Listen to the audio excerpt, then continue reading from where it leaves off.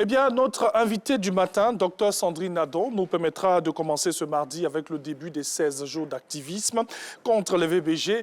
Eh bien, nous allons axer nos échanges sur la violence numérique. À côté de quoi, vous aurez l'intégrale de la revue qui vous sera aussi proposée. Et bien sûr, nous sommes mardi. Nous avons notre immersion, notre petit voyage que nous faisons dans nos marchés, certes pour voir le prix de nos denrées alimentaires, mais focus généralement sur certains produits que nous utilisons au quotidien. Bonjour à tous et bienvenue.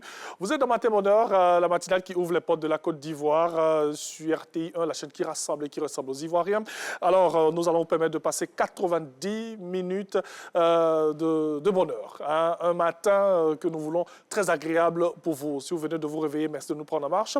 Si vous êtes réveillé très tôt comme nous, voilà, nous vous souhaitons aussi une excellente journée dans Matin Bonheur. Allez, on va démarrer avec ce premier chapitre que nous allons voir. C'est l'intégrale en compagnie de Renaud.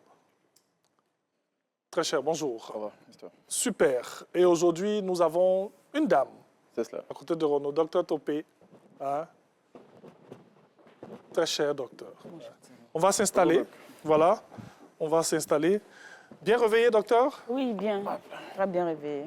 Merci. OK, le mardi commence bien. Vous êtes à Matin Bonheur, hein? Ah, bien sûr. Quelle histoire, hein? Quand même. Hein? Oh, mais il reste le café. Il reste le... prévu pour nous, le café, un peu de café. Oh, non, moi bien le garba. Non, pas de garba ce matin. Bizarrement, j'ai pris un thé, je crois que c'est Kenkeliba, non? Ouais. Ah oui, non, pour moi, c'est le meilleur des thés. Ouais. Pour moi. Hein? Du citron, un peu de miel. Un peu de miel. Un peu de miel. Pas de sucre ajouté là et tout. C'est tout. Juste un peu de miel. Et puis la journée démarre sur les chapeaux de roue. Ben ouais. J'ai fait un petit tour à Williamsville et puis Rosalie en a décidé autrement. Ah, oh là là. On passe le bonjour à Rosalie. Alors, on va donc... Qu'est-ce qu'on aura? On aura l'intégrale, oui. Hein, comme tu l'as annoncé. Et aujourd'hui, on va parler des 16 jours d'activisme, hein, dont la campagne officielle démarre aujourd'hui. Hein, ça sera à Koumassi tout à l'heure au niveau de l'Agora. Et puis on va parler d'infrastructures. Il y a de nouveaux péages qui vont être installés sur les routes ivoiriennes. On va en parler dans cette édition. Et puis on va parler aussi d'un sujet qui a fait un peu polémique, mais qui finalement a connu une résolution heureuse. C'est un tunnel qui devait être fait sur le tronçon pont-Ado, pont HKB. Okay. Voilà, et ça va inquiéter les populations qui habitent sur le tronçon. Le ministre Amédée Kouakou a rassuré tout le monde. Le tunnel plutôt, ne sera pas fait. Et donc voilà, tout est bien qui finit bien.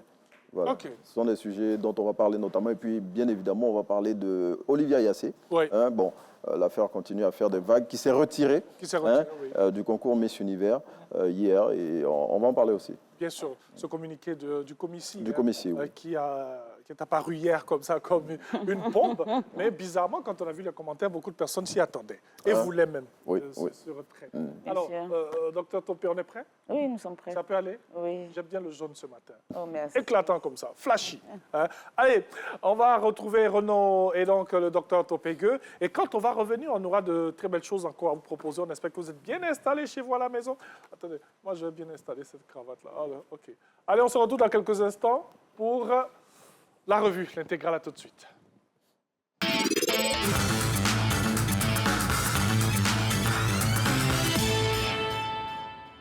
Docteur, par ici. Ah.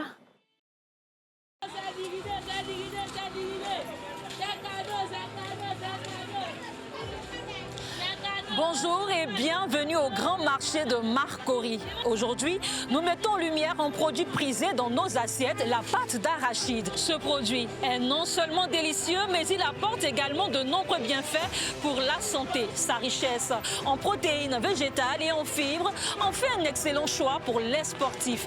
De plus, elle est pleine d'antioxydants et de minéraux essentiels comme le magnésium et le potassium. Allez, nous sommes au marché.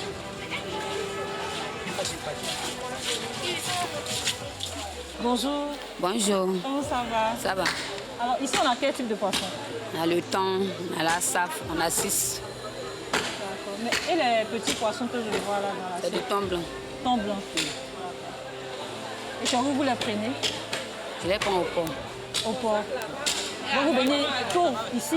À partir de 6h30 au marché. Et c'est à quelle heure vous retournez? 16h. 16 heures. Maman, c'est le temps aujourd'hui. C'est le temps, mais c'est cher, le marché est cher. Vous n'avez qu'à voir ça de près. 500, tu envoies 10 000 francs, ça ne vaut pas la mienne. 10 000 francs, regarde les sachets, c'est pas encore rentré.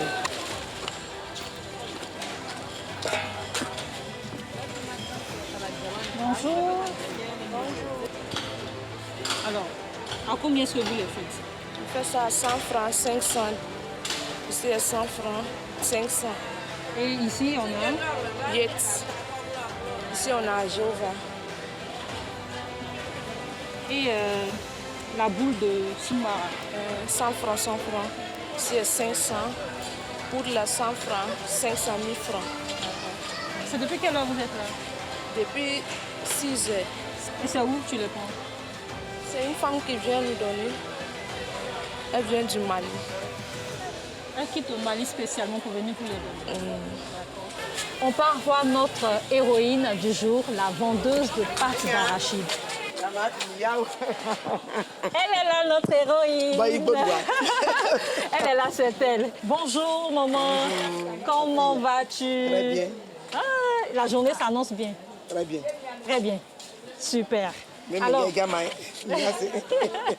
maman est en train de capter matin là. Elle est en train de capter matin là. Donc, maman, là aujourd'hui là, on vient te visiter parce que tu vends un produit qui nous intéresse, la pâte d'arachide. Alors maman, pourquoi tu as décidé de te lancer dans la vente d'arachide? Bon, moi-même j'adore la sauce arachide.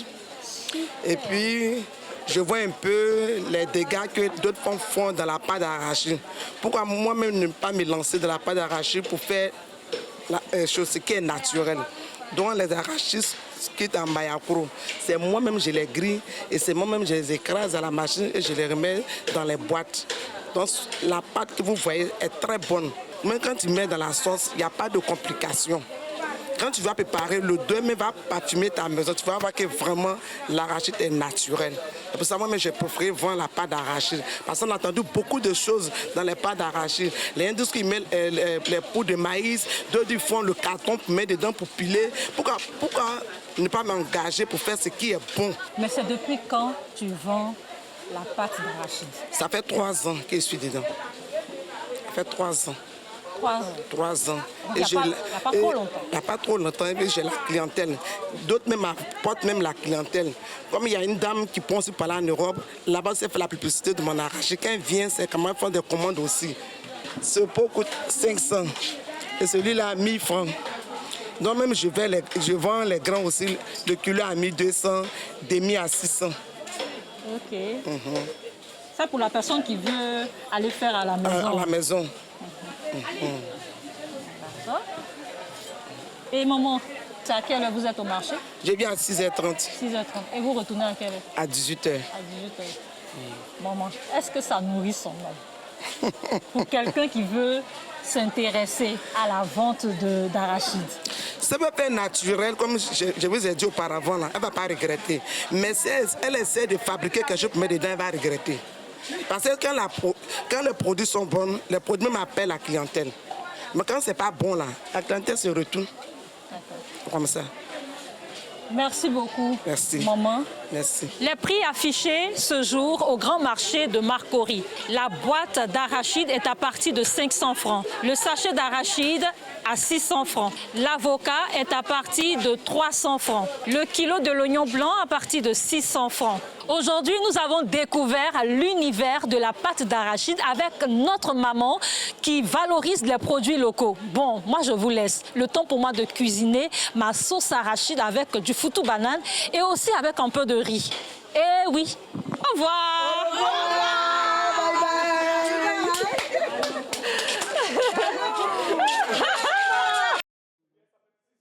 Vous l'avez tous les mardis au marché. On vous a permis un petit tour d'abord au marché avant de revenir ici dans ce studio. Il faut le dire aujourd'hui dans cette rubrique. C'était focus sur le marché de Marcory avec bien sûr au cœur de ces échanges la pâte d'arachide et les prix affichés bien sûr dans ce marché pour certains produits. Voilà, on l'a dit, c'est une belle immersion que nous permettons tous les mardis dans cette émission. Merci Cécile. Allez, nous le retour dans cette émission pour vous permettre une autre immersion, c'est bien sûr dans nos journaux avec la revue des Unes. Ce sera l'intégrale, on va décortiquer un peu l'actualité en compagnie de Renaud et son invité pour aujourd'hui, le docteur Topégueux. Allez, à tout de suite.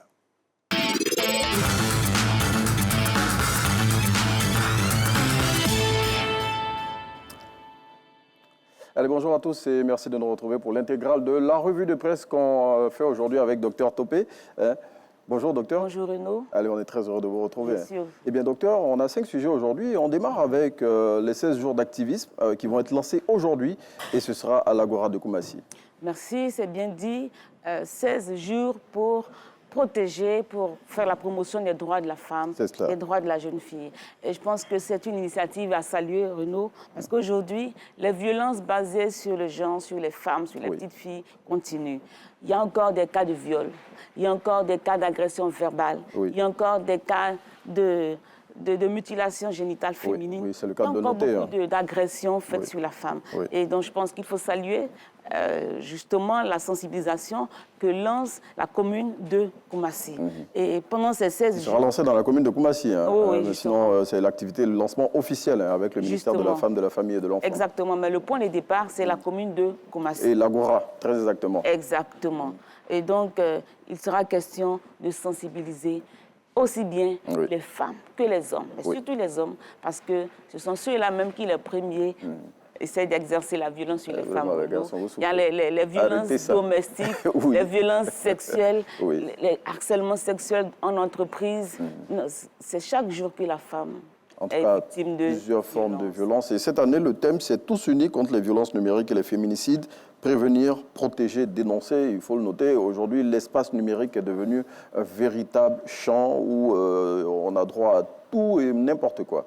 Oui, et les femmes sont justement très menacées dans l'univers digital. Oui, elles sont très vulnérables dans l'univers digital, tu l'as dit Renaud.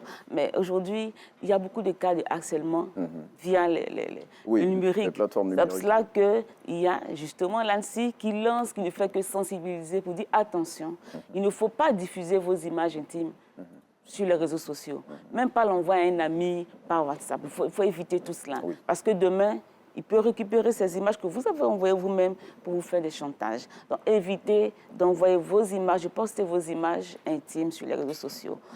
Évitez de vous exposer, évitez de vous rendre encore plus vulnérable que vous ne l'êtes déjà. Et puis également, les cas de féminicide, Renaud, mais ça continue, ils sont signalés et ça continue de croître en Côte d'Ivoire. On voit ici des femmes qui sont battues, qui sont coupées, qui sont blessées, qui sont tuées par souvent leurs conjoints. Et souvent, on regarde la communauté, on a vu récemment une scène qui s'est produite dans la commune de Port-Boué. Mais ce n'est pas un cas isolé. De plus en plus de femmes sont tuées par leurs partenaires en Côte d'Ivoire. Et donc, ce vaste lancement aujourd'hui à Koumassi, sous l'égide du ministère de la Femme, est à saluer. C'est le moment de faire le point. Et de lancer de nouvelles actions pour protéger mieux la femme. Mieux protéger la femme et surtout intensifier les campagnes de sensibilisation pour éviter que, justement, par rapport au thème de cette année, que les femmes s'exposent sur les plateformes digitales. Docteur, on va passer à un autre sujet. On va parler des ponts à péage qui seront construits en 2026. Le ministre Amédée Kouakou l'a annoncé, c'était devant le Parlement il y a quelques jours. Justement, ce n'est pas nouveau, il l'avait déjà fait, parce que quand vous voyagez, quand vous allez sur l'axe Abidjan-Mans, Daloa, Dieu-Kouéman, quand vous allez sur l'axe d'Abou Grand Laou, Fresco, Sassandra, avec le pont HKB et le pont de jusqu'à San Pedro, également ici, en allant à Yopougon, par le plateau, vous avez déjà les dispositifs qui sont en place.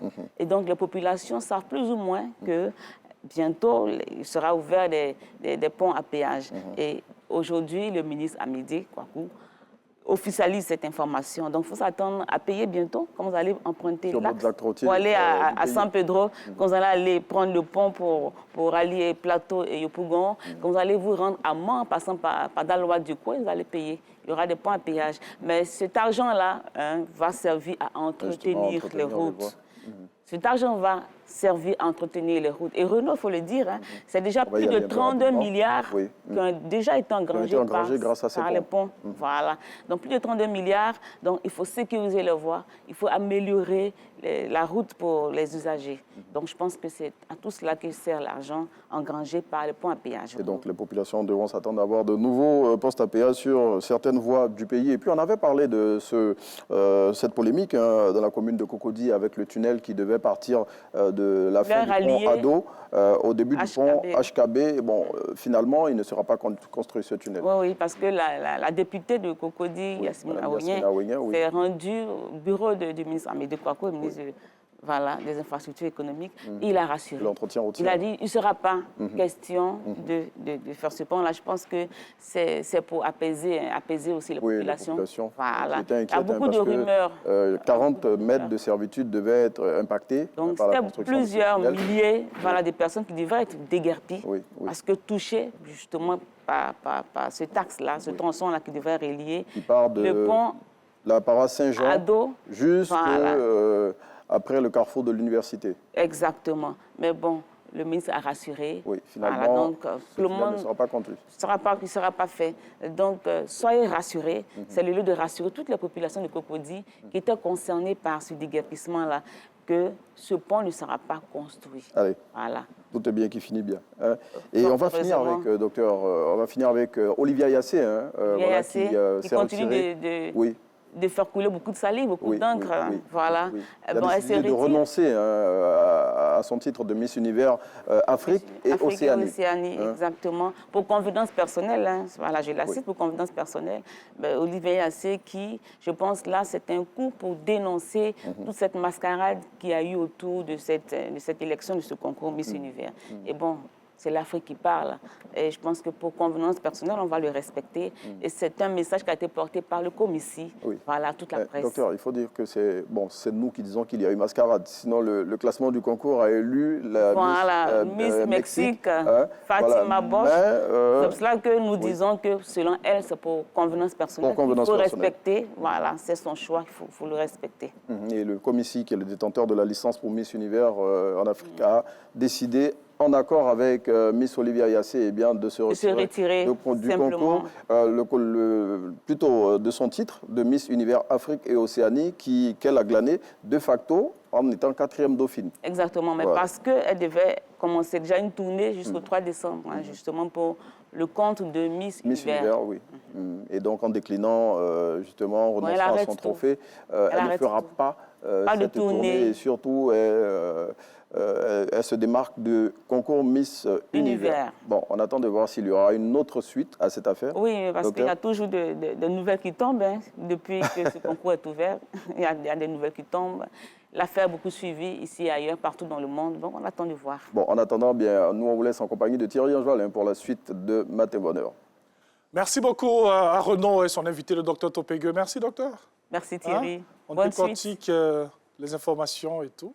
Oui, merci. Bonne suite. Oui, bien sûr. La suite de votre programme, ça sera quoi je vais au cours. Ah, c'est une affaire comme ça. OK. On vous souhaite bon coup, en tout cas. Merci. Merci beaucoup, Renaud. Excellente journée, donc. Allez, on poursuit cette émission et vous avez l'infotrafic que nous allons proposer maintenant. On essaie de parcourir un peu les grandes artères de nos communes et on sait un peu ce qui se passe parce qu'on sait aussi que très tôt le matin, la circulation est très dense. Allez, et si on commençait à Bobo avec notre très chère Nora Sidibé qui nous y attend. Nous allons la retrouver quelque part à Bobo, et même environ aussi, pour savoir quelle est la situation ce matin. Elle est en ligne. Bonjour Nora. D'abord, juste après ce jingle.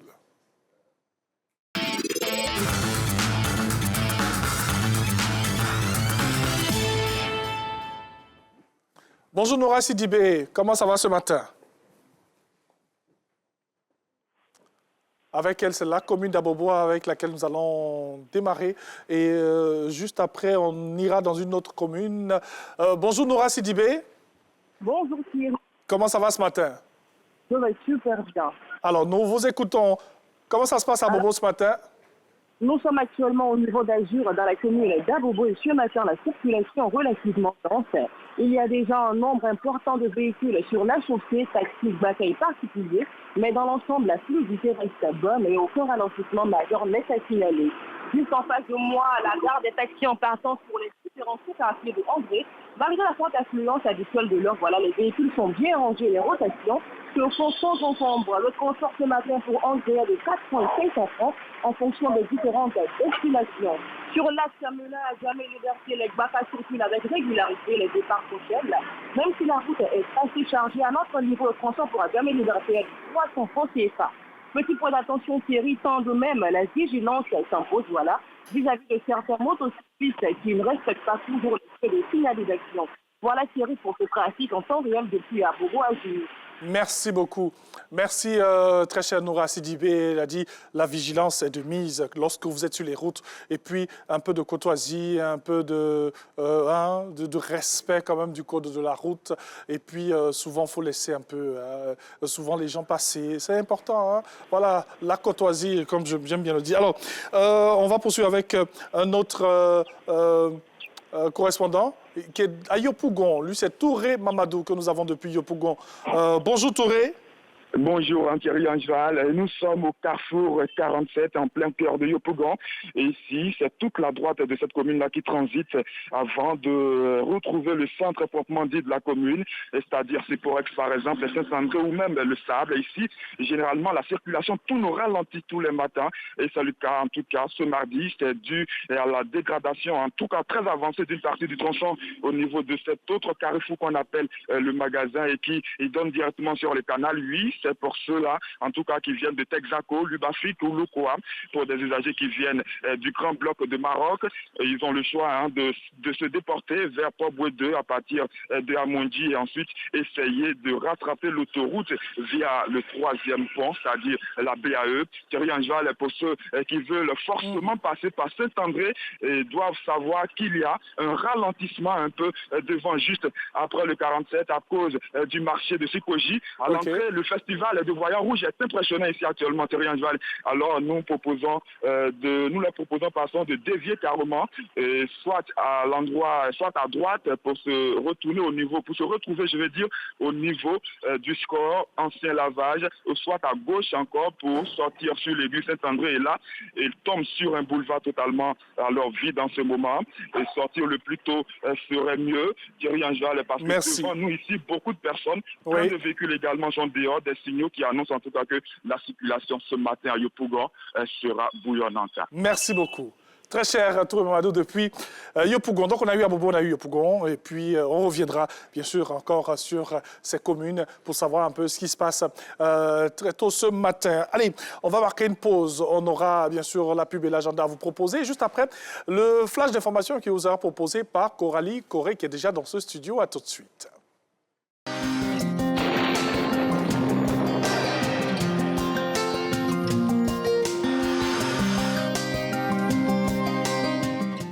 Bonjour à tous. Le temps prévu pour cette matinée. Tôt le matin, des nuages seront présents sur le littoral et dans le sud forestier, avec des averses de pluie par endroits. En ce qui concerne le nord, une large intrusion de soleil sera accompagnée de vent sec. Le reste du pays sera partiellement nuageux.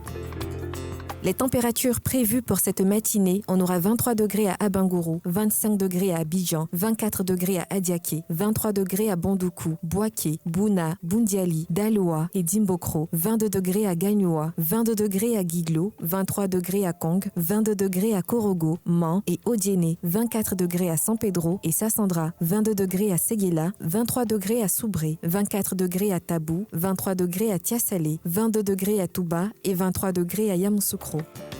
Le temps prévu pour cet après-midi, en début ou en milieu de période, on constatera des formations nuageuses accompagnées d'averses de pluie dans les régions du sud forestier et du littoral. L'ouest du pays connaîtra également un temps nuageux avec de la pluie et parfois des orages. Ailleurs, quelques passages nuageux seront également observés. Pour ce qui concerne les températures prévues pour cet après-midi, on observera 33 degrés à Bangourou, 32 degrés à Abidjan, 32 degrés à Adiaké, 33 degrés à Bondoukou, 32 degrés à Boaké, 34 degrés à Bouna, 33 degrés à Bundiali et Daloa, 34 degrés à Dimbokro, 32 degrés à Gagnoua, 32 degrés à Guiglo, 33 degrés à Kong, Korogo, Man et Odiéné, 30 degrés à San Pedro et Sassandra, 33 degrés à Séguéla et Soubré, 30 degrés à Tabou et Tiasalé, 32 degrés à Touba et enfin 33 degrés à Yamoussoukro.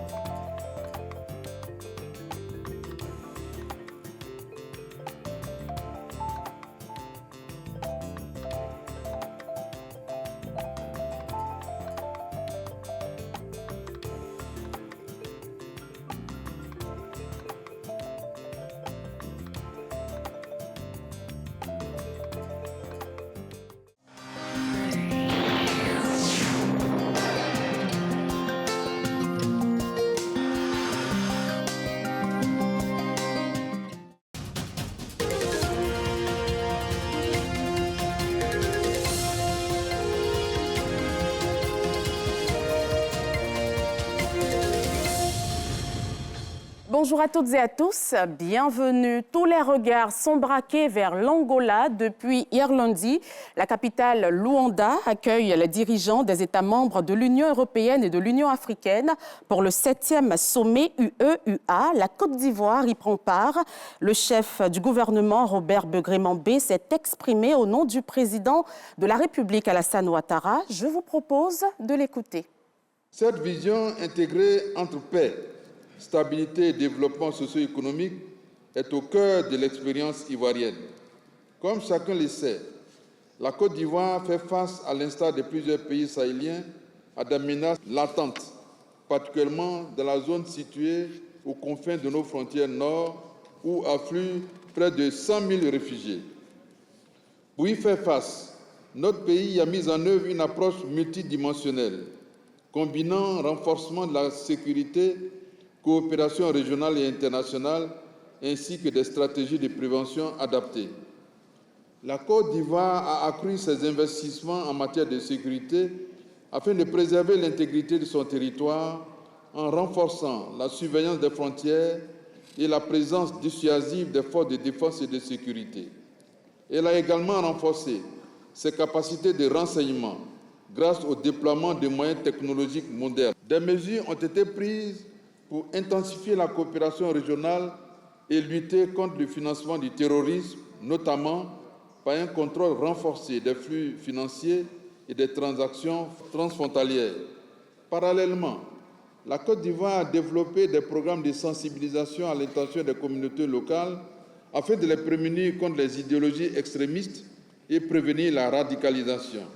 Enfin, pour réduire durablement les vulnérabilités, des projets de développement visant à promouvoir l'inclusion économique et sociale des populations des zones sensibles ont été mis en œuvre parce que les groupes armés prospèrent principalement là où la précarité demeure. Pendant ce temps, l'actualité en Côte d'Ivoire reste marquée par les législatives prévues en décembre prochain. La Commission électorale indépendante a produit un communiqué relatif aux candidatures. Il est lu pour vous par Jean-Marc Djadji.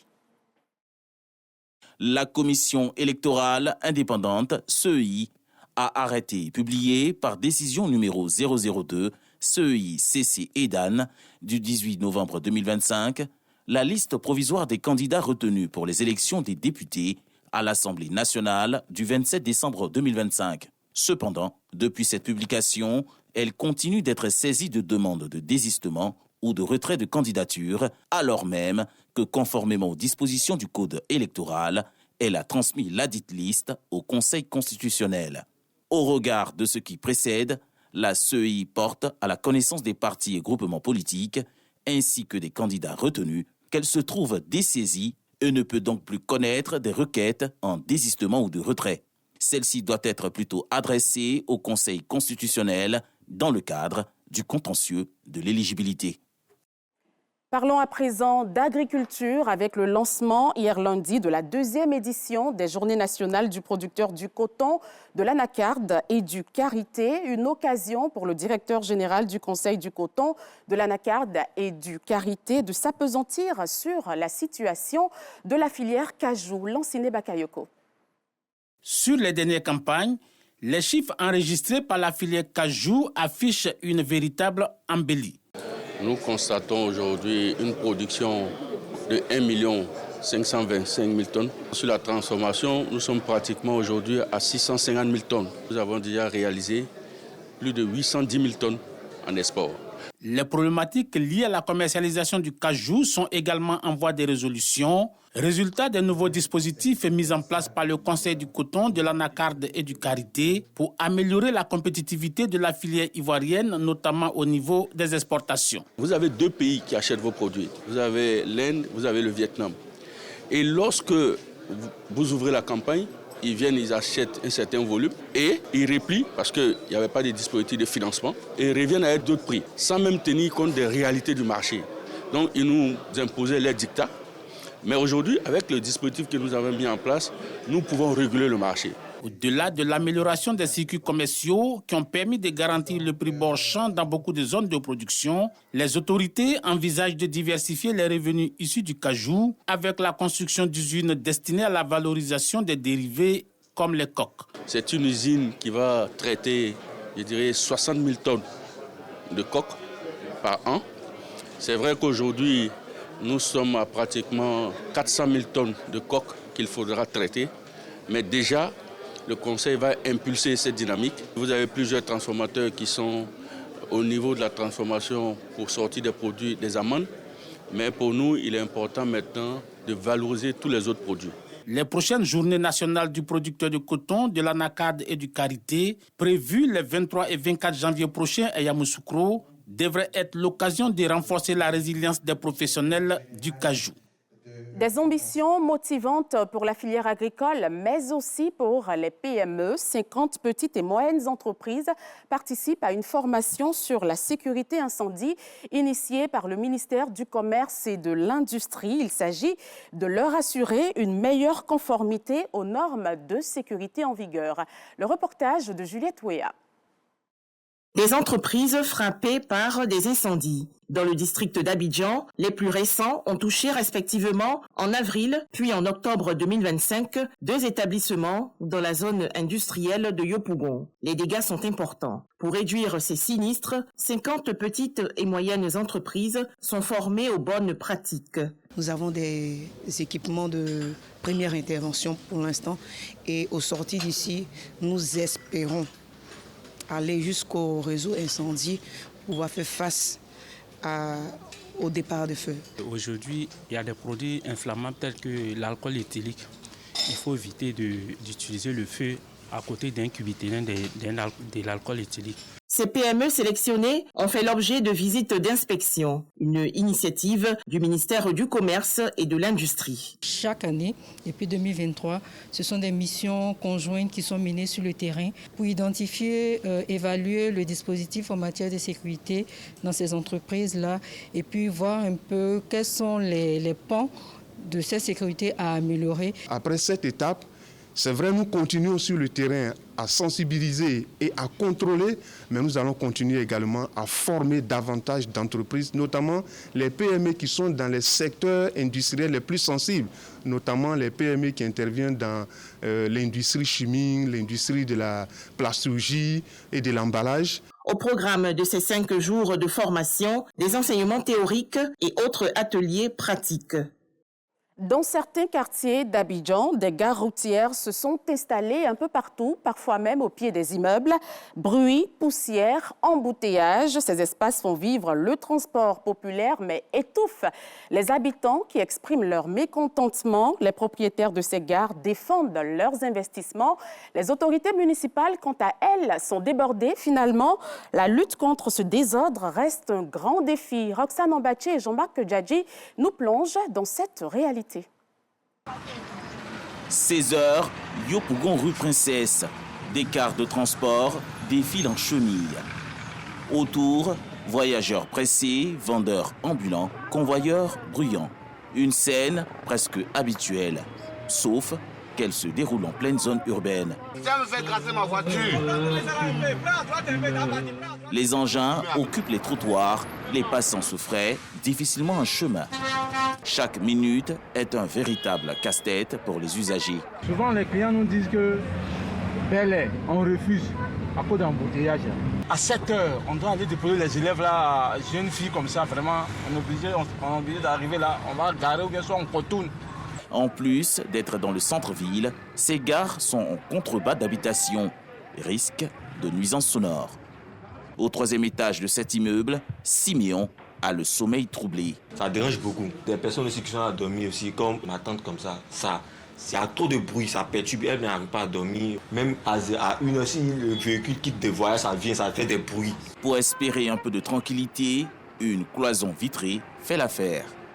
Pointé du doigt, les propriétaires de ces gares revendiquent être dans la légalité. À Yopougon, il n'y a pas une gare routière qui vraiment peut loger vraiment ces compagnies qui naissent. Et donc, c'est tout un problème. Nous attendons le gouvernement qui va nous montrer vraiment la bonne volonté de bien organiser ce secteur-là, afin que nous puissions bien être casés pour ne pas déranger quelqu'un. Face à cette anarchie, la direction générale du Haut Conseil du patronat des entreprises de transport routier plaide pour une action conjointe entre transporteurs et collectivités locales. Les entreprises ont petit à petit essayé de faire des gares de proximité en rapprochant les services de transport auprès donc des clients et des populations.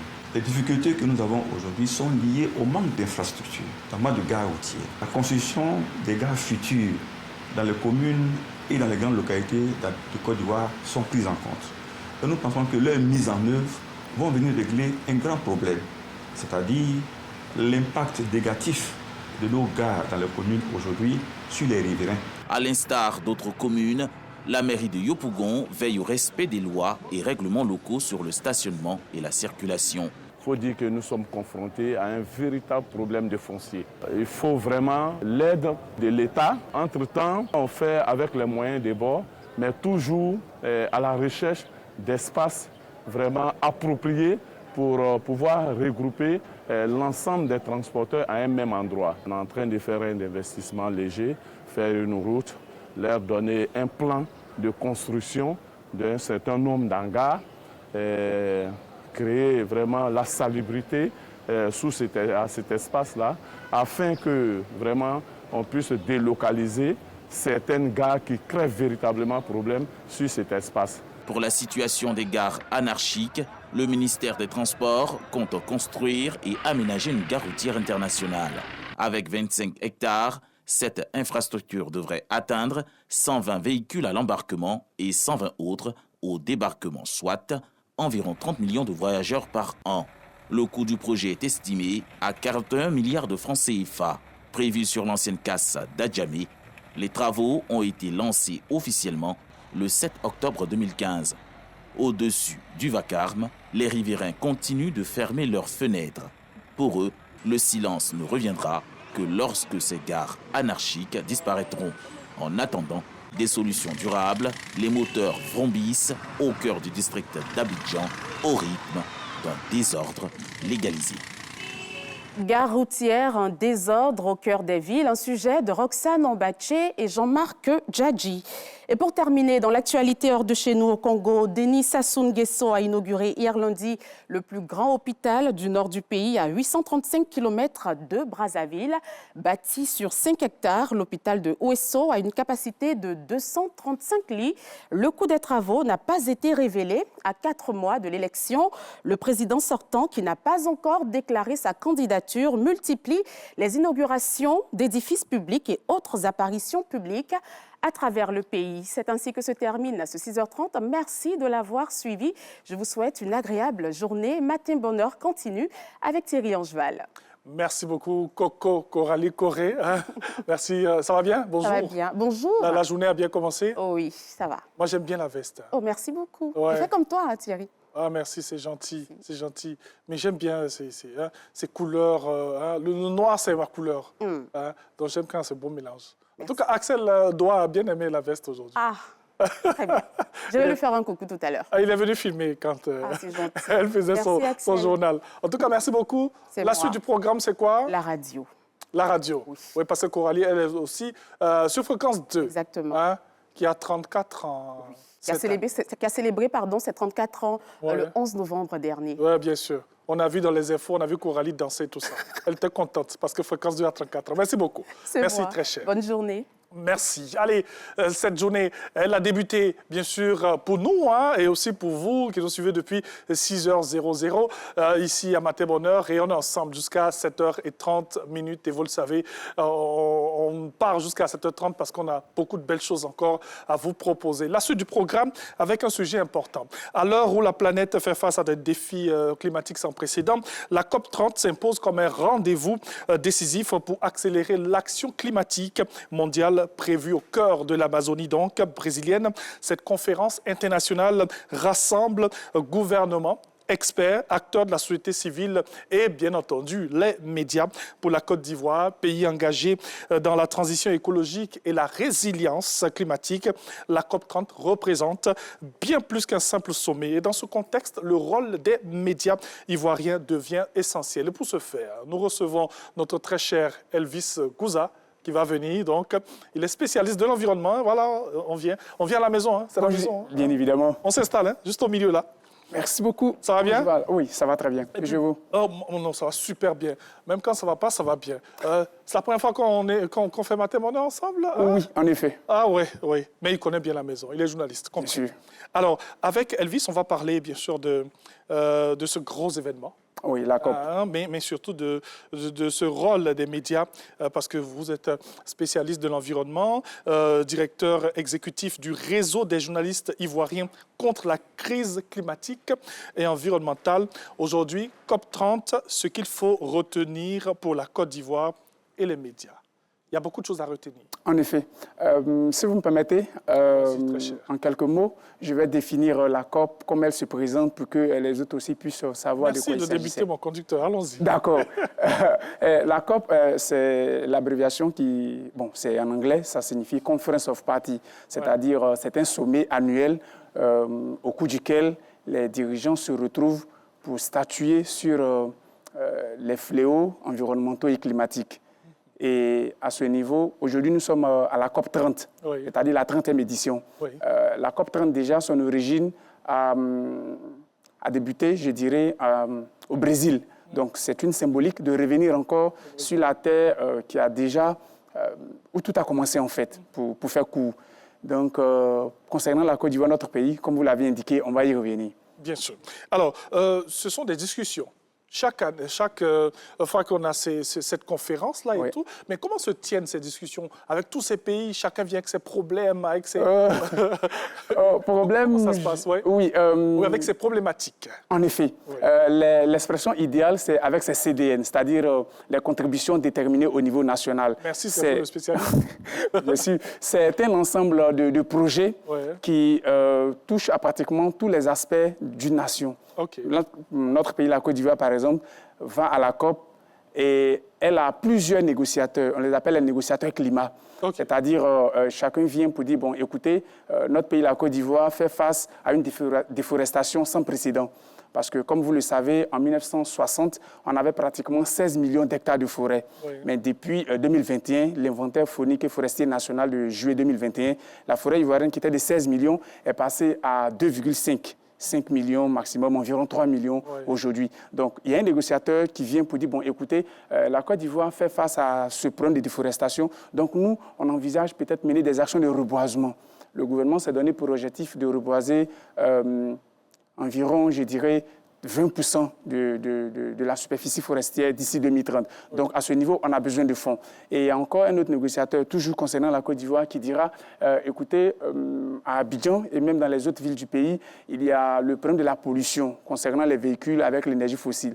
Donc, on envisage de renouveler le parc automatique des Ivoiriens, par exemple. Donc, on a besoin peut-être de tels montants comme appui.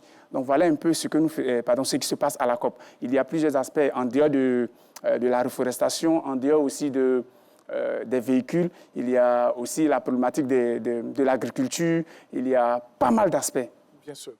Alors, qui sont ces négociateurs pour la Côte d'Ivoire? Ces négociateurs, ce sont des Ivoiriens. Okay. Des Ivoiriens qui travaillent dans les ministères. Ce sont des experts. Okay. Et moi, par exemple, si je devais être négociateur, j'allais plutôt être négociateur dans le domaine des médias, puisque c'est le secteur que je maîtrise le mieux. Bien sûr. Donc, chaque négociateur, je le répète, va et puis il soumet le projet de la Côte d'Ivoire.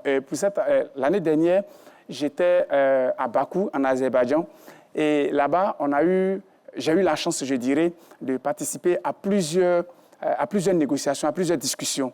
Et là-bas, la Côte d'Ivoire a présenté ce qu'on appelle le portefeuille vert, c'est-à-dire un portefeuille de l'emploi vert. Okay. Donc, c'est plusieurs projets que nous mettons en avant pour capter les financements dans la lutte contre le changement climatique. OK. Alors, quelle est selon vous la décision ou le message le plus important à retenir de cette COP30 pour la Côte d'Ivoire?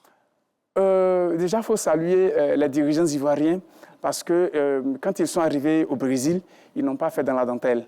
Vous savez, la Côte d'Ivoire est un pays phare, tant en Afrique de l'Ouest, peut-être, mais au-delà même de nos frontières, au-delà même de notre sous-région, la Côte d'Ivoire est considérée comme un exemple. Vous comprenez? Donc, quand on est arrivé au Brésil, le message fort, ou du moins l'élément clé qu'il faut retenir concernant la Côte d'Ivoire, c'est d'avoir capté plusieurs financements au niveau international pour pouvoir alimenter, ou du moins pour pouvoir mettre en œuvre sa politique d'adaptation au changement climatique. Donc, l'année dernière, je l'ai dit, il y a eu la BEI, qui est la Banque européenne d'investissement, qui a mis à disposition du gouvernement ivoirien 100 millions d'euros. Cette année, il y a plusieurs structures qui ont également approché le gouvernement pour pouvoir financer les politiques climat. OK. Merci pour toutes ces précisions. C'est vrai que vous avez parlé de discussions très importantes sur des sujets essentiels, demande de financement pour des projets ici. Mais dans le quotidien de l'Ivoirien, moi, mon parent qui est quelque part à Kéik-Baï, là-bas sur le terrain, est-ce que ces décisions peuvent changer concrètement le quotidien et comment? En effet. À ce niveau, les gens pensent que quand on capte le financement, c'est on ne voit pas, pour parler un peu comme l'Ivoirien lambda. Oui, on entend souvent les médias à la télévision, tel partenaire a donné, je donne un exemple, 1000 milliards au gouvernement, mais dans les faits, on ne voit pas.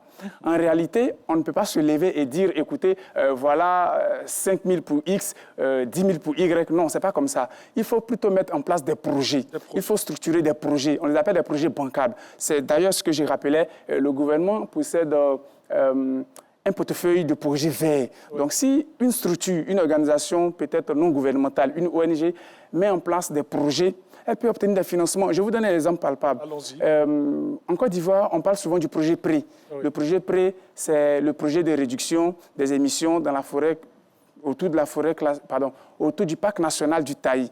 Taï, c'est à l'ouest de la Côte d'Ivoire. Donc, toute la zone périphérique, tous les habitants qui sont autour, qui ont des projets, peuvent obtenir des financements.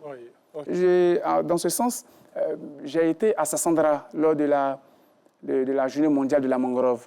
Il y a une structure qu'on appelle OIRN qui a mis en place un projet et qui a obtenu des financements de l'Union européenne via le ministère de l'Environnement, du Développement durable et de la Transition écologique. Comme pour dire que ça se sent sur le terrain, évidemment. Ça se constate. Et ce que je voulais dire même, c'est que quand le projet arrive à maturité, les populations elles-mêmes reçoivent de l'argent, du financement. Pour dire qu'on ne capte pas les fonds à l'international pour soi-même, mais plutôt pour le bonheur des populations. Merci. Pour parler comme les Ivoiriens. C'est clair. La réalisation va me permettre de me donner 1 minute pour cette question très importante. En tant que directeur exécutif de ce réseau, quel est le rôle de votre réseau après cette COP, hein? En 1 minute. En 1 minute, d'accord. Déjà, nous, en tant que journalistes, notre objectif, c'est de vulgariser les décisions qui ont été prises à la COP. Ça, c'est d'un. Et de deux, en tant que journaliste, c'est de mener des campagnes de sensibilisation pour dire, attention, la planète s'est donnée jusqu'à 2030 pour atteindre les 17 objectifs de développement durable. Donc, nous, en tant que journalistes, nous alertons les citoyens eux-mêmes et aussi les partenaires, sans oublier notamment les gouvernements, pour qu'eux aussi prennent les bonnes décisions. Donc, en tant que journaliste, on va mener des actions. Si vous me permettez, sans publicité aucune, après demain jeudi, dans ce sens, nous aurons une activité dans une école primaire à Ebempe où nous irons vulgariser le code de l'environnement, le nouveau code de l'environnement qui est sorti en 2023, pour dire que nous sommes dans la continuité de l'action. Merci beaucoup. Merci très cher. Merci. Je vous en prie. Merci beaucoup. Ça a été un plaisir. Oui, hein? de se revoir surtout. Ben oui, hein? On s'attrape dans les reportages. Il n'y a pas de problème. Merci beaucoup. Merci, on est ensemble. Allez, on poursuit cette émission et on aura bien sûr la suite avec un autre sujet très important. Vous savez, Matin Bonheur, considérez Matin Bonheur comme un gros canari et puis dedans, il y a tout ce qu'il faut pour vous permettre d'être bien toute la journée. C'est important. Allez, les actus que nous avons sur les réseaux sociaux, la chasse aux infox et aux fake news, c'est juste après ce jingle.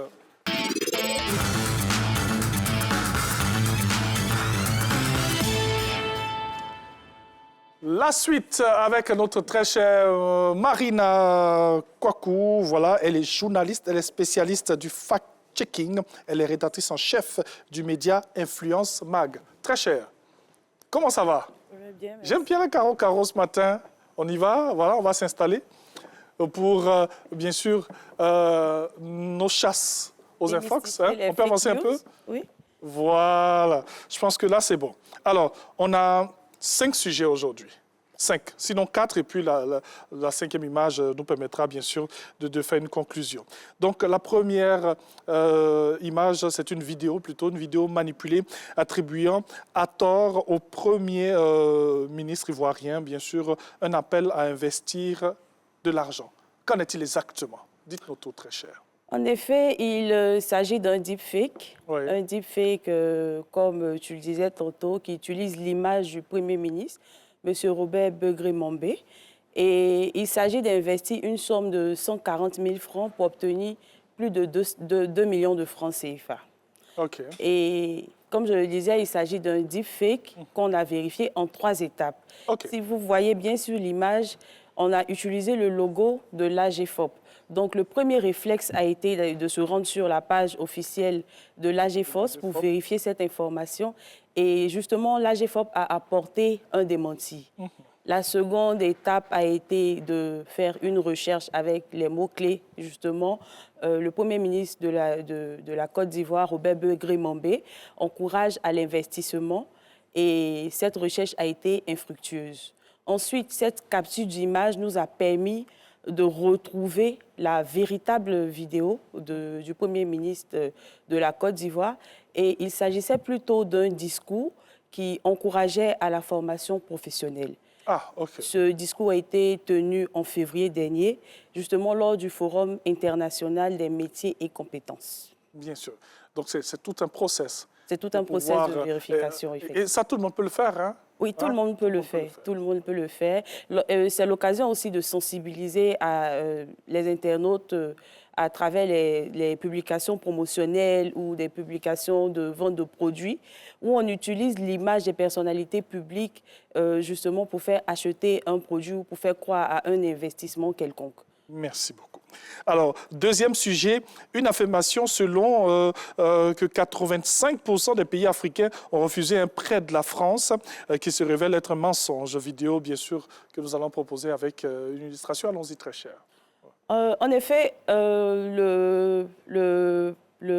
comment dire ça, l'internaute qui a produit cette fake news nous dit que 85 pays africains ont refusé un prêt de la France. Et comme je le disais la dernière fois ici, les fake news, ce n'est pas seulement avec les outils de vérification. Il faut avoir aussi un esprit critique. Quand on prend cette vidéo, on se rend compte qu'on a une voix robotique par derrière. Et le premier réflexe, c'est toujours de faire une recherche avec les mots-clés sur Google. Oui.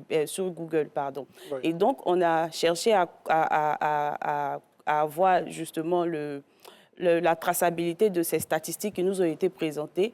En tapant justement dans la barre de recherche sur Google, 85% des pays africains refusent le prêt de la France. Et cette recherche aussi également s'est avérée infructueuse.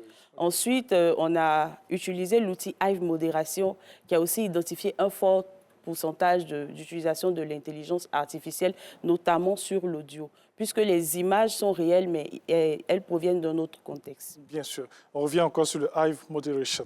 Alors, oui, mais vous avez dit quelque chose de très important, ma très chère, c'est avoir l'esprit critique. Oui. C'est important. Oui. Quand on voit quelque chose, il faut vraiment bien regarder et avoir cet esprit critique. Sujet 3. Une annonce de la présence supposée du président russe en Côte d'Ivoire le 22 novembre 2025, qui n'a aucun fondement réel. Hein? Effectivement, cette vidéo n'a aucun fondement réel. Elle a été produite le 22 novembre 2025. Et on nous annonce l'arrivée de Vladimir Poutine en Côte d'Ivoire. Et selon la vidéo, Vladimir Poutine serait arrivé à l'aéroport de San Pedro en toute discrétion. Et une telle information, Vladimir Poutine, en fait, ne peut pas arriver en Côte d'Ivoire sans que les médias crédibles en parlent. Donc, quand vous effectuez la recherche avec les mots-clés sur Google Images, vous vous retrouvez sans information, vous retrouvez sans information supplémentaire. Donc là, tout de suite, avec évidemment la voix robotique qui accompagne, on se rend compte qu'il s'agit effectivement aussi de deepfake. Bien sûr. Et ça, c'est l'esprit critique même que, bon, San Pedro, un président de la République ne débarque pas comme ça dans un autre pays sans un process, enfin. En toute discrétion. Alors, ce qu'on va voir maintenant, c'est une vidéo démo de notre fameux Hive Moderation. Oui. On regarde donc. Pour la suite, ça sera notre 4e sujet. D'accord. Alors là, on a utilisé une vidéo réalisée à l'aide de l'intelligence artificielle pour la vérification. Donc, vous tapez sur la barre de recherche Google Hive Modération, comme je le disais, et là, vous entrez l'image... La barre de recherche qui est là. Oui, la barre de recherche Google d'abord, qui va vous ramener sur ce site. Et là, dans le petit rectangle qui est là avec le petit plus, lorsque vous cliquez, vous pouvez faire entrer la vidéo. Et quand vous entrez la vidéo qui est réduite à moins de 20 secondes, vous avez tout de suite le résultat de l'analyse. Ici, on se rend compte que la vidéo a été générée à 91% par l'intelligence artificielle. Donc, c'est vraiment simple et c'est accessible à tous. Bien sûr. Donc, on fait un petit récap. On a la barre de recherche Google. On fait entrer Hive Modération. On vient sur cette page. Et ici, nous avons ce plus pour pouvoir télécharger la vidéo. Et lorsque nous téléchargeons... La vidéo, l'outil se charge de faire la recherche, de faire l'analyse et il vous sort un résultat qui se retrouve. Et le résultat, c'est ça? C'est ça. OK. Et généralement, qu'est-ce que nous avons comme résultat? En fonction de la vidéo. Dans ces résultats, nous avons une partie qui est dédiée à la vidéo. Ici, on peut se rendre compte qu'on a 91% d'intelligence artificielle dans cette vidéo. Oui. Mais il y a aussi la partie audio. Vous pouvez vous retrouver aussi... L'outil analyse également la partie audio. Donc, vous pouvez vous retrouver avec un taux déterminé de pourcentage d'intelligence artificielle en audio comme en vidéo. Mais là, dans cet exemple, on voit que l'outil nous dit qu'il y a 0% d'intelligence artificielle au niveau de l'audio, mais plutôt 91% d'intelligence artificielle au niveau de la vidéo. Merci beaucoup, ma très chère Marina Kouakou. On rappelle qu'elle est journaliste et spécialiste en fact-checking, voilà. Et aussi, elle est rédactrice en chef du média Influence Mag. Merci beaucoup, ma très chère. On va tout simplement dire à toutes les personnes qui nous suivent, il faut toujours vraiment vérifier avant de partager. C'est important, voilà. Vérifier avant de partager, se rendre sur les pages officielles qui sont indexées, sur les sites officiels, chercher les informations sur les sites crédibles ou tout simplement effectuer la recherche la plus simple avec les mots-clés via Google. Oui, ça, c'est l'experte qui parle. Ma très chère Marina. Allez, reviens ici. Merci beaucoup de nous éclairer sur tout ce que nous avons sur le net. Parce que souvent, quand on arrive sur Internet, on rentre comme ça, comme si on entrait dans un champ. Mais pourtant, il faut toujours vérifier avant de partager. C'est important. Parce qu'on partage aussi les responsabilités pénales. Bon, ça, c'est l'expert encore qui parle. Allez, on va marquer une pause et on se retrouve dans quelques instants pour la suite de Matin Bonheur. Merci, Marina. Je vous en prie.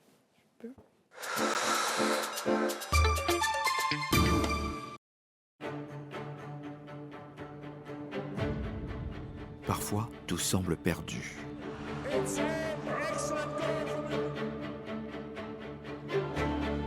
Mais une nation ne renonce jamais. Quand un peuple bat d'un seul cœur, alors naît la victoire. Ensemble, vivons chaque émotion, chaque victoire. La CAN 2025, c'est sur la 3, Radio Côte d'Ivoire et RTI Play. RTI, là où bat le cœur du football africain.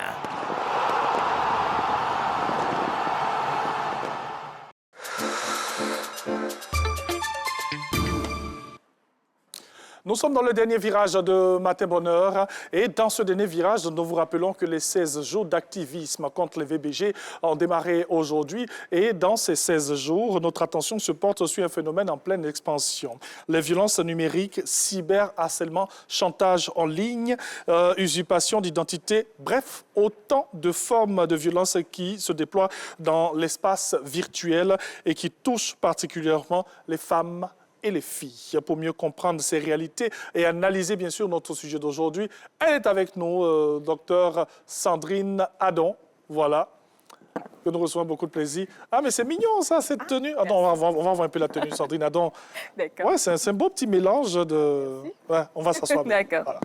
Allez, Sandrine Adon, comment ça va? Ça va très bien. Alors, on est là pour parler d'un sujet très important. Oui, tout à fait. Parce que nous sommes dans ce moment très important. Oui, les 16 jours d'activisme. Justement. Alors, rapidement, en 30 secondes, quand on parle de 16 jours d'activisme contre les VBG, oui. Qu'est-ce que c'est? Ce sera juste après ce jingle. D'accord.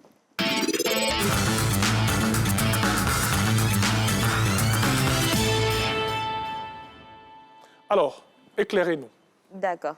Alors, lorsqu'on parle de 16 jours d'activisme, ce sont des journées, donc des jours pendant lesquels on décide spécifiquement de s'arrêter pour penser et sensibiliser sur la question des violences basées sur le genre. Et cette année, le thème porte sur les violences numériques. Donc, ça sera axé sur ce thème-là. Ça ne veut pas dire que les autres formes de violence ne seront pas mises en exergue non plus.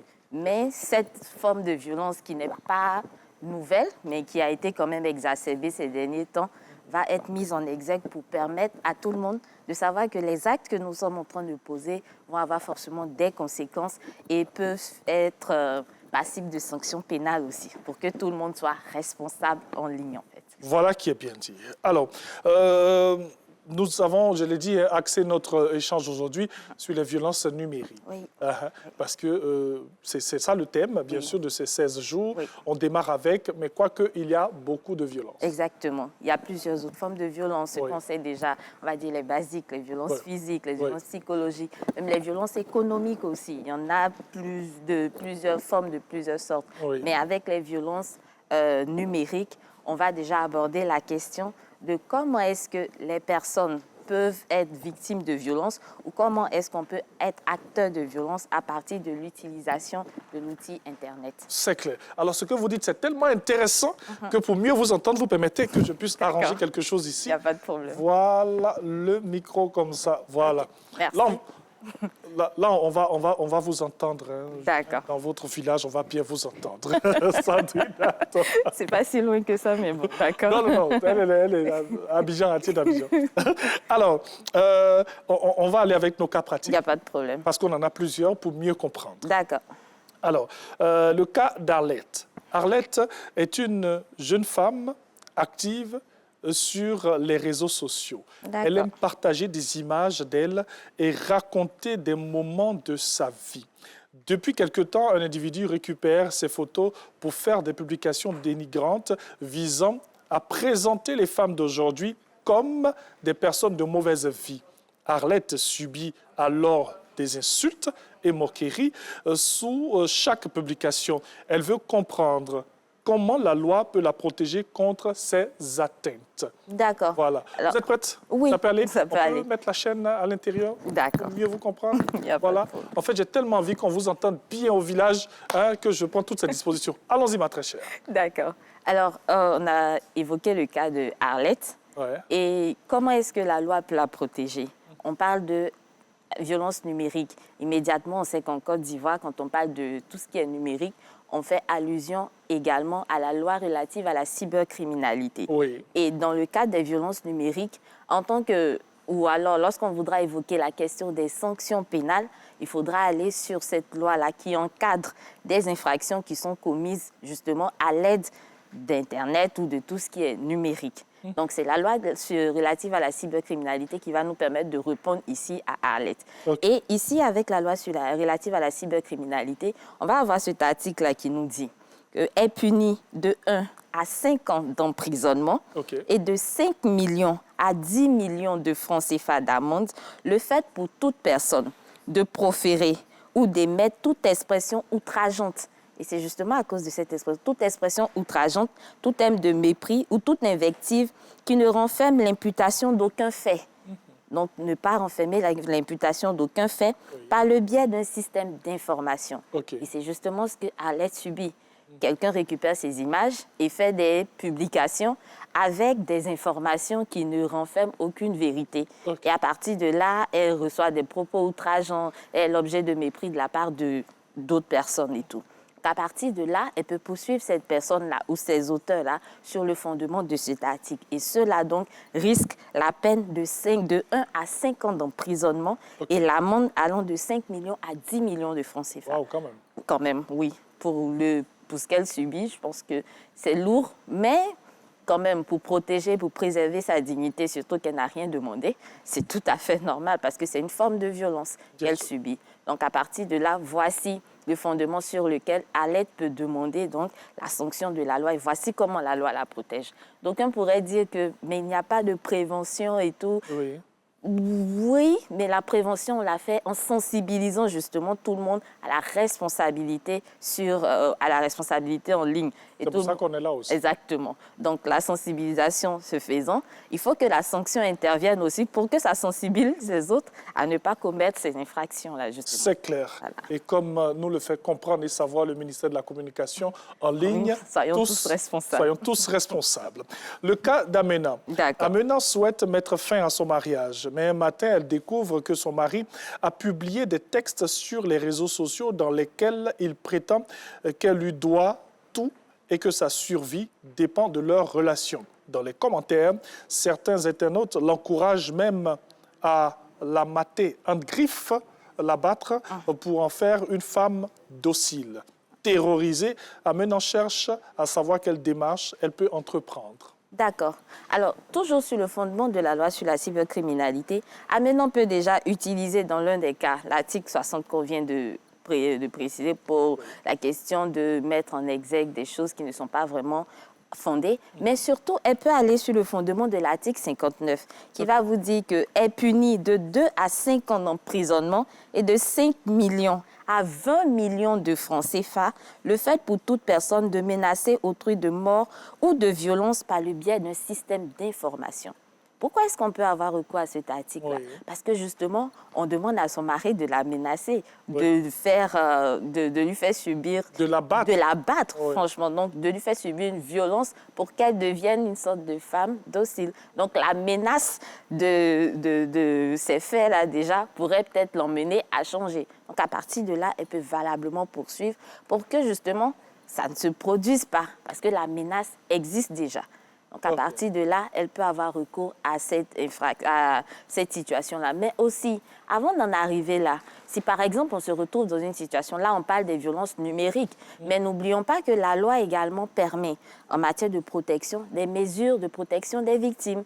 Donc, elle peut demander des mesures d'éloignement si cette personne-là, donc son mari, se trouve toujours dans son environnement immédiat pour ne pas que ce qu'il dit sur Internet puisse se répercuter effectivement dans la vie. Donc, elle demande des mesures d'éloignement, des sortes de protection qui sont également des mesures mises en place par la loi pour protéger en cas de VBG. OK. On va faire un petit break avec ces deux cas, le cas d'Alette et d'Amena. D'accord. Dans les deux cas, il y a des commentaires qui s'en suivent. Oui. Elle poursuit qui? Elle poursuit, bien sûr, le premier responsable. L'auteur. Enfin, elles poursuivent les premiers responsables qui sont les conjoints, les auteurs, mais et tous ceux qui commentent, tous ceux qui alimentent. Je vois. Oui. Donc ici, en fait, dans le cas de la deuxième personne, puisque dans le cas de la première personne, il n'y a pas vraiment de conjoint, mais vu que celui-même, dans le premier cas, qui vient porter l'information, est en même temps auteur de propos outrageants, et ceux-mêmes qui font les commentaires sont aussi auteurs de propos outrageants, on peut autant les poursuivre pour, en tant qu'auteur et complice de la même infraction. Soit parce que le premier a fourni des moyens et ça a été dernièrement l'objet d'un très gros débat sur les commentaires et tout. Donc, soyons tous responsables en ligne. Mais dans le deuxième cas, vu que le mari vient porter l'information et en même temps, c'est lui qui dit que sa femme, en griffe, c'est grâce à lui, je pense, qu'elle est... Qu'elle est ce qu'elle est aujourd'hui. Qu'elle est, voilà. Elle doit sa survie. Exactement. Donc, si ce sont des propos qui ont un caractère assez méprisant, elle peut toujours invoquer l'article 60 contre lui. À ceux maintenant qui viennent proposer ou menacer sa vie, elle peut aller sur le fondement de l'article 59 contre eux.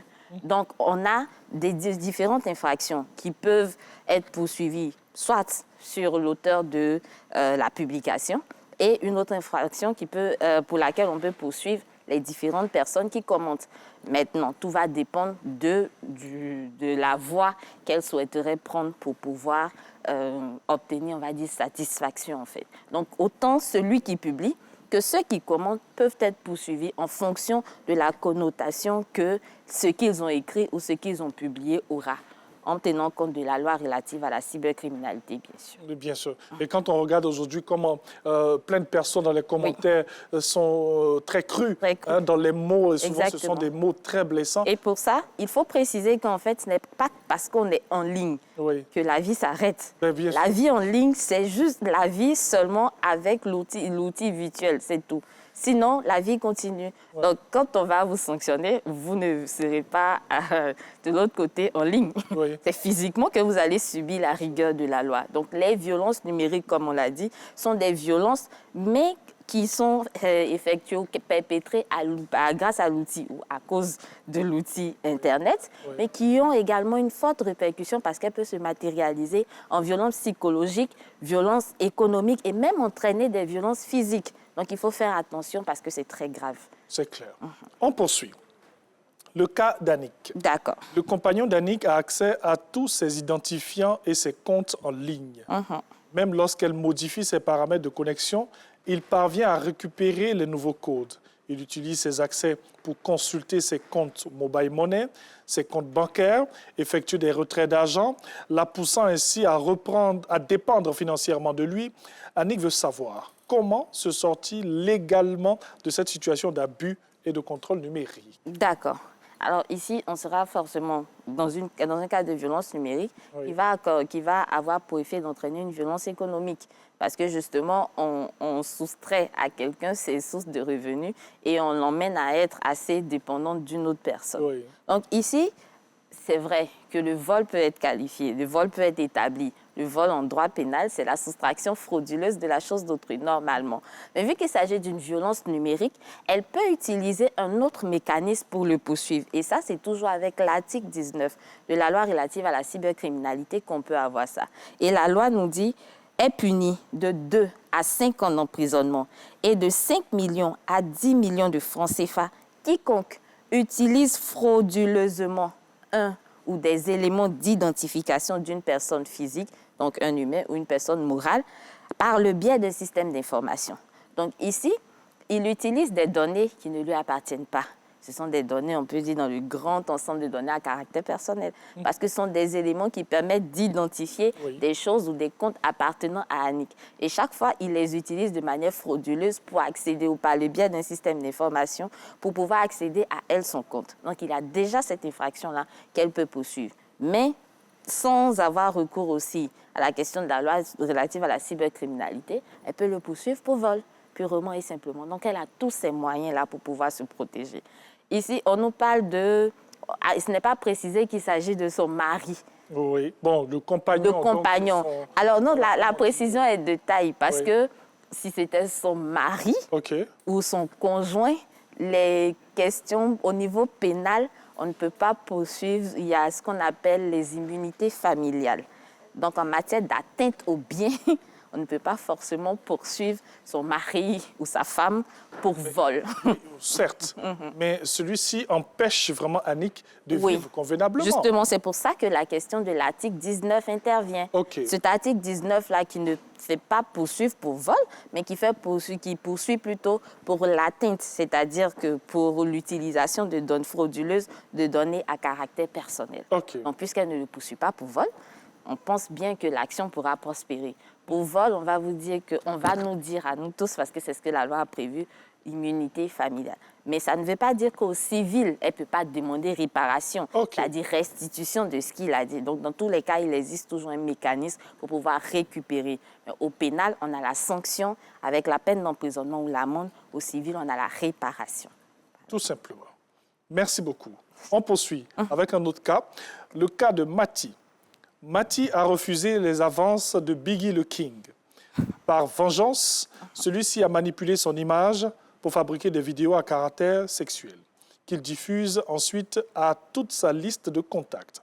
Malgré les demandes répétées de Mati pour qu'il cesse cela, il affirme qu'il n'arrêtera que si elle accepte ses avances. Humilié, traumatisé, Mati veut connaître les recours juridiques possibles pour mettre un terme à ses agissements. D'accord. Alors, ici, on a quelqu'un, on va dire, de mauvaise foi. Ouais, c'est Biggie le King. Voilà. Ouais. D'accord. Qui a trouvé ce nom-là? Bon. Après. Allons-y. Donc, qui est foncièrement de mauvaise foi, qui utilise donc des images qui ne sont forcément pas vraies. Je pense que madame qui vient de passer nous a donné des éléments pour pouvoir démontrer tout ça, ce qui est bien, parce que ça peut être aussi un élément de preuve pour démontrer qu'il ne s'agit pas d'elle sur les vidéos et tout. Mais il y a la portée de ces vidéos-là. Même lorsqu'on finit de démontrer qu'il ne s'agit pas de nous, ça laisse des traces sur Internet. Beaucoup de traces. Rien ne se perd, rien ne disparaît concrètement. Donc, quelqu'un pourra toujours retrouver. Et à partir de là, elle a la possibilité de porter plainte. Et l'article 62 nous dit, toujours avec la loi relative à la cybercriminalité, ce n'est pas beaucoup dans mes habitudes, mais je cite beaucoup la loi parce que le droit pénal, il est très strict. Donc, il vaut mieux donner la source légale pour ne pas que finalement... Voilà. On est en droit ivoirien, donc... Il n'y a pas de problème. Donc, l'article 62 nous dit est puni de 1 mois à 5 ans d'emprisonnement et de 1 million à 20 millions de francs CFA d'amende le fait pour une personne de produire, de mettre à la disposition d'autrui ou de diffuser des données de nature à troubler l'ordre public ou à porter atteinte à la dignité humaine par le biais d'un système d'information. Et ici, si la question de l'ordre public n'entre pas trop en ligne de compte, mais le fait de porter atteinte à la dignité humaine, c'est ce qui est mis en exergue. Parce que lorsqu'on met on met en ligne des images de quelqu'un, même truquées, même fausses, on arrive à porter atteinte à cette personne. Il y a la honte, il y a le fait qu'on peut lui porter un préjudice vraiment inexprimable et inestimable à partir de l'acte qu'on a posé. Donc, tout à fait avec l'article 62, elle pourra poursuivre, elle pourra demander réparation, même au civil, si elle estime que, bien sûr, il y a eu un préjudice. Et elle pourra obtenir donc des dommages et intérêts, ce qui n'a rien à voir avec l'amende que cette personne-là, que le coupable devra payer. Parce que l'amende, c'est ce qu'on doit à l'État et les dommages et intérêts, c'est ce qu'on doit à la victime pour réparation. Donc, c'est cette différence-là qu'il faut faire. Mais ce qui est certain, c'est que lorsqu'on porte atteinte à la dignité humaine d'une personne, par tous ces actes-là qui ont été posés, elle peut valablement porter plainte sur le fondement de l'article 62. Donc, on pourrait dire que 1 mois à 5 ans d'emprisonnement, ce n'est pas assez, mais tout va dépendre des circonstances. Donc, le juge regardera les circonstances pour prononcer la sanction en question. Mais 1 mois à 5 ans, il peut avoir le maximum. Donc, 5 ans, pourquoi pas. Et avec l'amende qui part jusqu'à 20 millions de francs CFA, je pense que ça permet quand même si ça ne résout pas le problème de base, qui est la violence qu'elle a pu subir, mais ça permet quand même de sanctionner et d'éviter que d'autres ne veuillent suivre ce même chemin, en fait. Tout simplement. Plusieurs cas, donc, le cas d'Arlette, d'Amena, d'Annick et de Mati. On va poursuivre. Hein. Moi, j'aimerais qu'on exploite un autre cas. C'est vrai que là, on est resté très souvent dans le conjoint, dans le... Alors, ça s'explique un peu. Oui. Pourquoi? Parce que quand on parle de VBG, et surtout dans le cadre des 16 jours d'activisme, on est un peu dans le cadre de la défense et de la protection des droits des femmes et de la jeune fille. Oui. Donc, c'est pour ça que, et comme très souvent, l'aspect familial est l'un des endroits où cette violence est exacerbée, sans qu'on ne puisse forcément dire, avoir le courage de dénoncer, on a voulu mettre ça en exergue. Mais c'est vrai qu'en ligne, c'est tout le monde en fait. Bien sûr. Tout le monde, ce n'est plus que la famille, mais quand un conjoint ou alors quelqu'un de la vie de tous les jours, et cette personne-là qui vient se mettre à la base ou être le fondement de l'infraction, ça devient un peu plus compliqué. Donc, il faut le mettre en exergue pour dire à tout le monde que peu importe qui on est ou quel le lien de relation qu'on peut avoir, l'infraction existe et on peut être sanctionné. Donc, il ne faudrait pas attendre d'aller poser cet acte-là. Et puis après, la famille va venir demander pardon. C'est mieux de ne pas y aller parce que justement, on porte atteinte aux droits de l'autre, de la personne concernée. Merci beaucoup. Moi, j'aimerais sortir de ce cadre familial. Si une personne vient se plaindre sur les réseaux sociaux, d'un fait, et que c'est une dame, une femme, une jeune fille vient se plaindre d'un fait sur les réseaux sociaux, est-ce que lorsqu'elle a des insultes, lorsqu'elle a des menaces après, tout ça, ça rentre dans ces violences-là? Alors, oui, c'est normal de se plaindre, on a le droit de se plaindre. On a la liberté. Un fait quelconque. Voilà, on a la liberté d'expression et c'est peut-être pour ça que les réseaux sociaux existent, pour que tout le monde puisse s'exprimer dans la limite de ce que la loi prévoit. Et donc, ceux qui viennent proférer ces menaces-là, à partir du moment où c'est prévu par la loi que lorsque vous menacez quelqu'un de mort, de violence, et tout comme on l'a vu par exemple avec l'article 59, vous êtes passible de sanctions pénales. Donc, ça entre tout à fait dans le cadre de figure. On n'a pas besoin d'être un conjoint, on n'a pas besoin d'être dans le cadre familial. Donc, à partir du moment où vous venez commenter et vous venez menacer quelqu'un, je ne peux pas dire, même une menace n'a pas de base légale en fait. Donc à partir du moment où vous portez atteinte aux droits et à la dignité de la personne humaine par des menaces, par des actes de violence, bien sûr vous tombez sous le coup de la loi. Et encore, ce n'est pas parce que vous verrouillez votre profil que vous êtes caché. Oui, bien sûr. Parce qu'on le voit souvent. Merci beaucoup Sandrine Nadon. Qu'est-ce qu'on retient de tout ce qu'on a dit avec ces 4 cas pratiques et puis le petit 5e que moi j'ai ajouté? Il n'y a pas de problème. Alors, ce qu'il faut retenir, c'est que les violences numériques sont des violences. Il faut vraiment qu'on arrive à garder, à retenir cela. Les violences numériques sont des violences qui sont sanctionnées par la loi et qui permettent justement qui permettent que la personne ou la victime soit dans un état, on va dire, préjudiciable pour elle. Et à partir de ce moment-là, la loi permet de sanctionner. Il y a les mesures d'éloignement, les mesures de protection qui s'appliquent, qui existent pour les victimes. Ce n'est pas parce que c'est une violence numérique qu'on ne peut pas utiliser les règles normales pour se défendre. La loi, bien sûr. Mais il ne faut pas oublier que quand on est en ligne ou quand on est en train de poser une action en ligne, on est forcément en train de porter atteinte aux droits d'autrui. Et donc, il faut faire attention en étant responsable en ligne. Et les violences numériques en question, je le répète encore, peuvent entraîner des violences psychologiques, des violences physiques, même des violences économiques qui sont les violences qu'on connaît le plus. Donc, l'outil Internet va permettre de pouvoir utiliser ou de mettre en œuvre ces violences-là. Et à partir de là, la victime subira, si vous voulez, les autres formes de violence qu'on connaît. Donc, c'est comme le processus, le mécanisme qu'on utilise pour que les autres puissent subir les autres formes de violence. Ce n'est pas tellement ce qu'on souhaite, mais c'est juste pour montrer ou pour avoir l'image de ce qui se passe. Donc, il faut faire attention parce que, justement, c'est punissable. Il n'y a pas de souci. Je peux le prendre. D'accord. Voilà. Ce sont les instruments pour pouvoir pratiquer le sujet. Elle va rester là, Sandrine Nadon. N'oubliez pas qu'en ligne, soyons tous responsable. C'est ce beau message du ministère de la Communication. Et puis, ça nous concerne tous, hein, en ligne, soyons tous responsables. Moi, j'en profite pour saluer tous ceux qui nous suivent depuis le ministère de la Communication, Marine Impiqué, Akpo et puis Andy Kwasi. Alors, on va donc poursuivre cette émission parce qu'on a un invité qui nous visite. Monsieur Kassi, il représente Madame Dafra Charlène. Elle a gagné ici, je pense que... Venez à la maison, Ça va bien? Ça va. On se tourne comme ça et puis on regarde la caméra. Hein? C'est la première fois à la télé? Oui. On n'a pas le trac, hein? Vous venez de quel quartier? Yopougon-Trois-Rouges. Yopougon-Trois-Rouges. Ah, OK. Vers le complexe, là? Oui, effectivement. On dépasse un peu le complexe, la zone à gauche, hein, à gauche et à droite. Enfin, à gauche. À gauche. on va lui remettre son présent. Hein. Il représente bien sûr Madame Dafra Charlène, gagnante du challenge numéro 2, je pense. C'est bien cela, non, Mathurin? Hein? Gagnante du challenge numéro 2. Hein. En tout cas, un petit mot sur Matin Bonheur. Hein. Vous suivez Matin Bonheur souvent? Oui, très souvent. Ah bon, hein? Oui. Bon, j'ai pas envie de poser une colle. Qu'est-ce que vous avez mis dans Matin Bonheur? Bon, la partie actualité. Ah, OK. La rubrique actualité.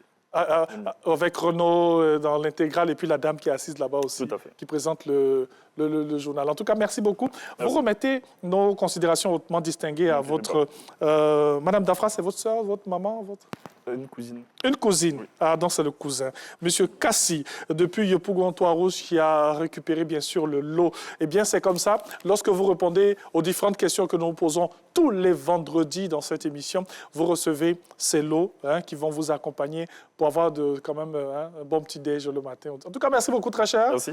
Vous voulez saluer quelqu'un en particulier? Je suis gentil aujourd'hui, donc je vous permets ça. Salut mes parents. OK. En l'occurrence, maman Nguessan Yvette. Maman Nguessan Yvette, elle est où? Elle est à Yopou. Toujours Trois-Rouges. Toujours Trois-Rouges. Maman Nguessan Yvette, ton fils est là. Merci beaucoup, très cher. Merci. On est ensemble. Agréable journée. Excellente journée. Merci beaucoup, très cher. Allez, nous, on poursuit cette émission. Et puis, Sandrine Nadon, on va venir, on va faire notre conclusion. On a dit qu'aujourd'hui, on a parlé des violences numériques. Oui. Il y a plusieurs autres violences. On a parlé de la violence économique. On a brossé un peu. On va revenir là-dessus. Oui, on a jusqu'au 10. On a jusqu'au 10. Oui, c'est vrai. Parce que ça commence aujourd'hui et jusqu'au 10. Ça a commencé un peu. Oh, les histoires de... Comprenez. Allez, merci d'avoir suivi Matin Bonheur. Merci à tous ceux qui, là-haut, nous permettent, bien sûr, d'être chez vous à la maison. Merci à tous ceux qui sont dans ce studio. Et puis, on aura un grand plaisir à vous retrouver demain dans Matin Bonheur sur RTI1, la chaîne qui rassemble et qui ressemble aux Ivoiriens. On espère que vous avez passé un excellent moment. Et c'est ça notre objectif. Chaque matin, nous nous levons tôt pour que vous ayez un matin rempli de bonheur. Que Dieu vous garde. N'oubliez jamais de le mettre au centre de tout. C'est le seul qui gère. Au revoir.